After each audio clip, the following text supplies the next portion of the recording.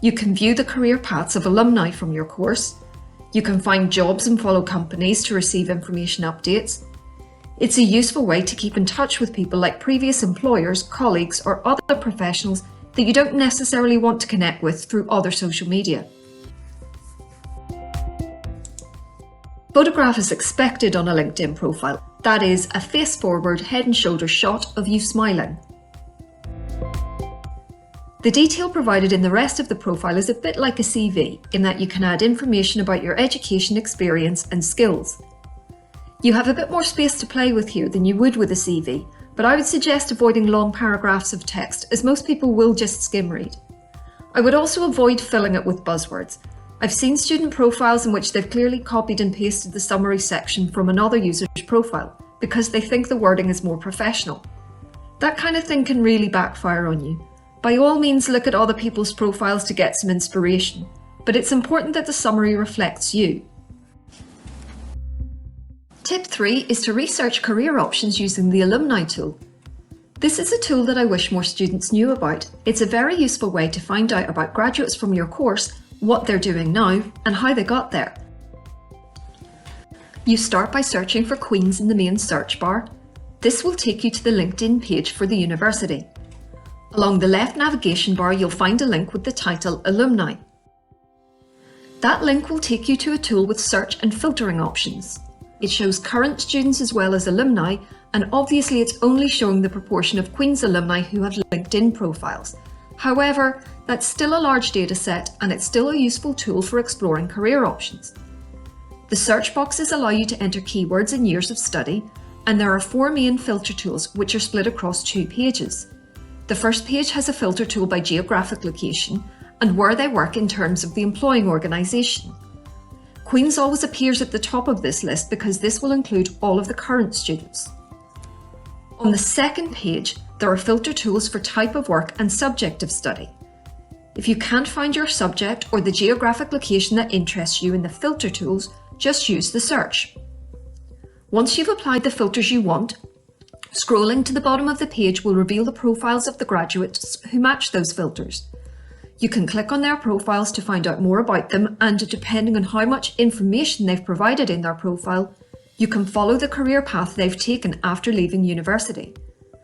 So it's a very useful way to get inspiration about potential career paths. Tip 4 is to build connections. LinkedIn is a networking platform, so this part should be obvious.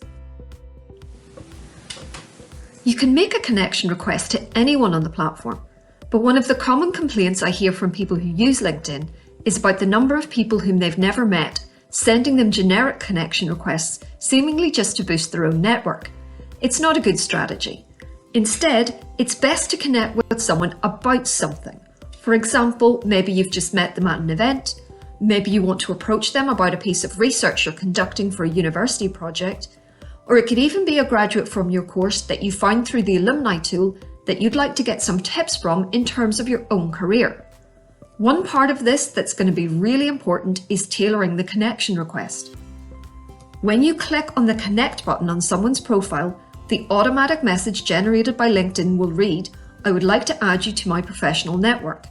Now that's fine to use if you're sending it to someone you know well, but you have an option here to add a note, and this is where you can tailor the request. There is a character limit in this note of around just 300 characters, and that's including spaces, so you need the message to be concise. I recommend using the person's name and then explaining briefly why you want to connect with them. For example, "Dear Joanne, I really enjoyed your guest lecture at Queen's earlier today. I'd like to connect with you to keep up to date with your work and your news." A tailored request like this is much more likely to get a positive response than the automatically generated message. Tip 5. You can continue to build your presence on the platform by posting, commenting, and joining relevant groups.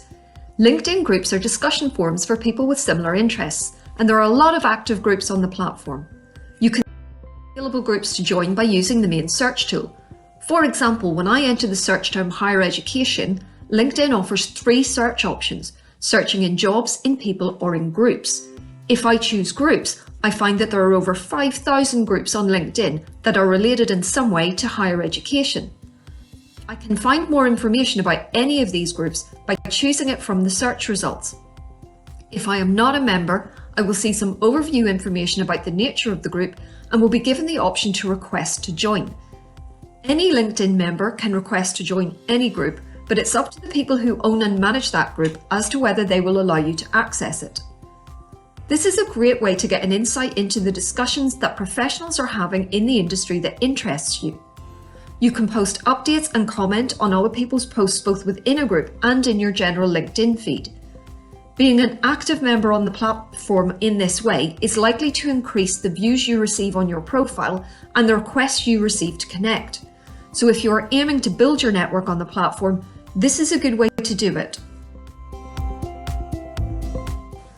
Tip 6 is to follow companies and set your job search options. LinkedIn wouldn't be the first place that I would recommend students or graduates go to find work, but companies do post jobs on it. Mostly, these will be companies who also post jobs on other sites, such as My Future, Prospects, or GradCracker. But there may be a few who only use LinkedIn, so it can be a useful addition to your other job search strategies. It's as simple as choosing the Jobs tab from the top navigation bar and entering a search term. General tips about job search apply. For example, here I've used the search term chemical engineering intern, but you would also want to try using terms such as chemical engineering student placement or process engineering placement. Once you've got your search results, you can create an alert to be notified when other jobs are posted that match this criteria. There are also some filter options to help you work through the search results. You can use the main search tool to also search for organisations. A lot of organisations have their own spaces on LinkedIn and they post news updates as well as jobs. In this example, I'm searching for Penguin Random House Publishing. If you choose the follow button on their page, their news updates will appear in your LinkedIn newsfeed. Now, this is a good way to keep up to date with what's happening with that organisation and in that industry. It can be particularly useful for interview preparation. LinkedIn also provides some suggestions of similar organisations that you may wish to follow.